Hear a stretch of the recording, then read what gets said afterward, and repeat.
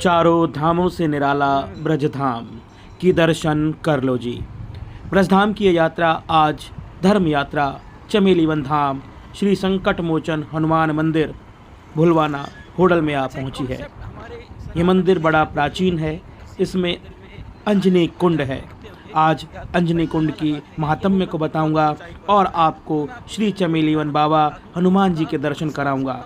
कहते हैं ये वो बाबा हैं जो श्री कृष्ण अपनी माता को दिखाने के लिए अवतरित हुए थे। चमेली वन बाबा की जय हो। दर्शन कीजिए। बोलो चमेली वन धाम की जय, हनुमान बाबा की जय।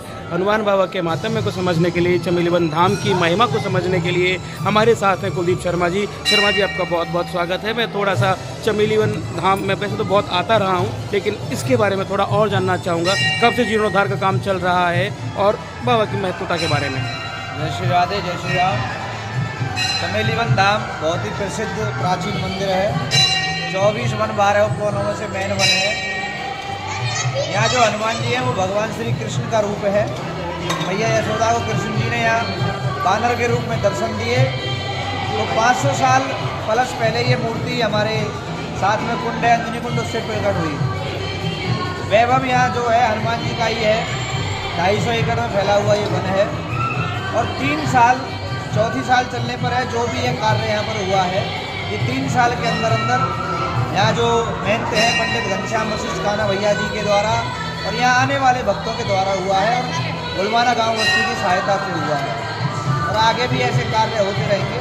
खूब आनंद आ रहा है। अच्छा, वो अभी आप कहानी बता रहे थे जिसमें झरने वाली कहानी बता रहे थे, कुंड वाली कहानी बता रहे थे, उसको थोड़ा सा और बता दीजिए, क्योंकि हम तो हमेशा ब्रज का मतलब हमारे लिए श्री कृष्ण है, लेकिन श्री कृष्ण का हनुमान जी के रूप में दर्शन देना ये बहुत अच्छी और रोचक कहानी है। उसके बारे में थोड़ा सा हमें बताइए। कहानी नहीं है, सत्य है जी। जब ठाकुर जी 84 कोष में गौचारण लीला किया करते थे जी। तो एक समय उन्हें यहाँ आते समय विलम्ब हो गया जी। जब विलम्ब हुआ तो मैया यशोदा उन्हें खोजते हुए यहाँ पहुँची।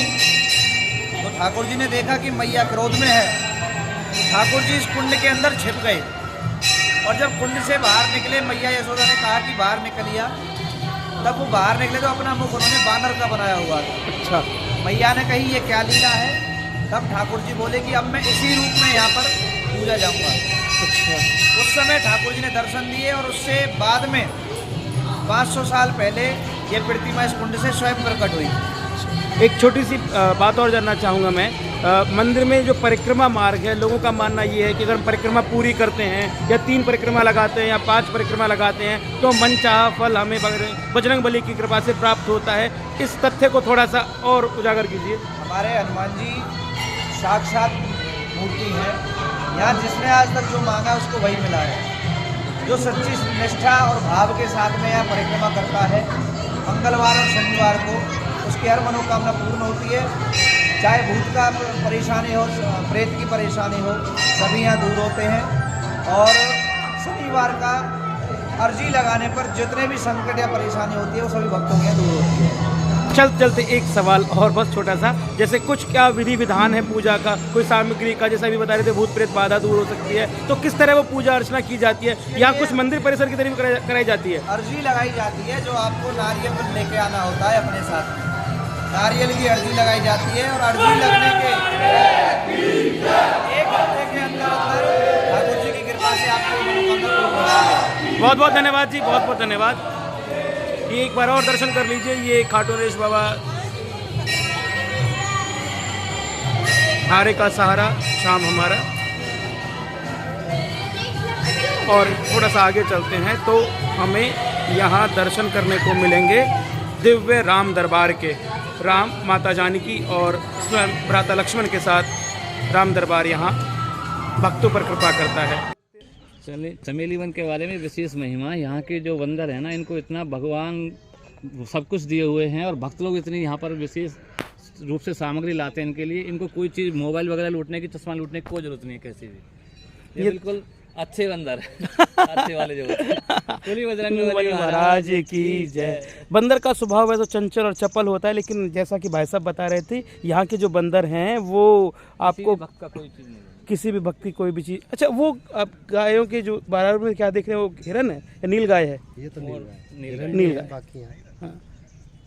वो नीलगाय काफी संख्या में, और यहाँ पे असंख्य तरह तरह के प्राणी यहाँ पे आपको मोर है। अच्छा, पिछले दिनों की तो ये घटना भी है कि यहाँ पर वो एक शेर या क्या था, तेंदुआ शायद आ गया था। तेंदुआ आया था। हाँ, और 9 दिन तक मुझे लगता है इसी वन में रहा। हाँ, 9-10 दिन तक यहाँ पर रहा है। हाँ। किसी भी भक्त को कोई भी अनहोनी घटना यहाँ पर किसी प्रकार की नहीं हुई, हाँ। क्योंकि यहाँ बजरंगबली महाराज की विशेष कृपा है, किसी भी भक्त को कभी कुछ नहीं होने देते। और आज तक में हमारे बुलवाना गांव में, बस्ती माता में, आसपास के गांवों में कोई विशेष प्रकार की कोई ऐसी घटना नहीं हुई है जिससे कोई किसी प्रकार को हानि हो, नुकसान हो किसी प्रकार। अच्छा, अब ना ये जो अंजनी कुंड है ना, शायद ये अंजनी का, हाँ, अंजनी कुंड जो मेरे सामने आप देख रहे हैं, अंजनी कुंड है। इस कुंड की अलग ही महत्वता है, क्या महात्म्य है, और ये कब ये पानी, अब हम पानी की सोर्स की बात करेंगे कि ये पानी का सोर्स यहाँ कैसे आया। ये कभी मुझे लगता है कि पानी हमेशा इस कुंड में रहता है, इसके बारे में भी पूरी बातें मैं जानूंगा। तो मैं ये जानना चाह रहा था वीरेंद्र जी और मास्टर जी से, तो ये कुंड, अब स्टॉप काफ़ी उम्र के हो गए, कब से इस कुंड को देख रहे हैं, क्या इसमें पानी ऐसे ही रहता है? चलते बात करते हैं। इसमें पानी हमेशा से ही रहता है। और अंजनी कुंड इसका नाम इसीलिए पड़ा क्योंकि इसी में से हनुमान जी की मूर्ति जो प्रकट हुई थी साक्षात। हाँ।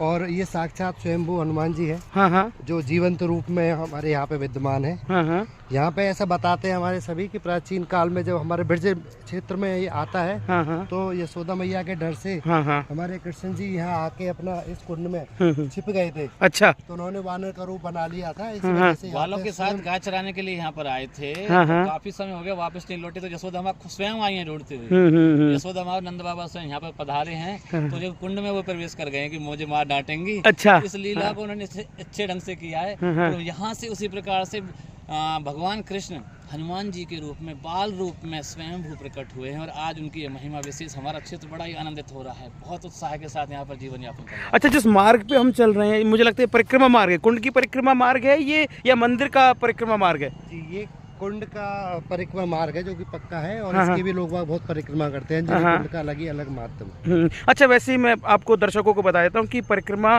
किसी भी मंदिर में हम लोग क्यों करते हैं। एक इसके 2 अर्थ हैं। एक तो हमें मानसिक शांति मिलती है क्योंकि हम उस देवता के करीब अपने आप को महसूस करते हैं जिसकी हम परिक्रमा कर रहे हैं। जैसे अभी मेरे मन में सिर्फ बजरंगबली और श्री भगवान कृष्ण के भाव ही आ रहे हैं, मेरे दिमाग में सिर्फ वही रूप है श्री कृष्ण का जो उन्होंने, मुझे लगता है, माता यशोदा को दिखाया था। और दूसरा, ये तो हुआ मेरे मानसिक संतुष्टि की बात, और दूसरी हम लोग बात करते हैं शारीरिक संतुष्टि की बात। शारीरिक संतुष्टि से मेरा मतलब ये है कि हम कितना परिश्रम अपने दैनिक दिनचर्या में करते हैं। मुझे नहीं लगता कि जो आज नौकरी पेशे वाला आदमी है, कोई भी है, वो बहुत परिश्रम करता है। मंदिरों की परिक्रमा लगाने से वो पैदल चलता है, उसके जो पैरों के नीचे तलवे और उनके जो पूरे कण हैं वो खुलते हैं, जिससे उसे पॉजिटिव वाइब्रेशंस आती हैं, और मानसिक के साथ साथ उसे शारीरिक सुख भी प्राप्त होता है। एक बार मैं आपको कुंड अब दिखा देता हूँ। आइए मास्टर जी, थोड़ा सा कुंड, और ये देखिए, यहाँ से है ना, यहाँ से देख लेते हैं थोड़ा सा ये कुंड भी।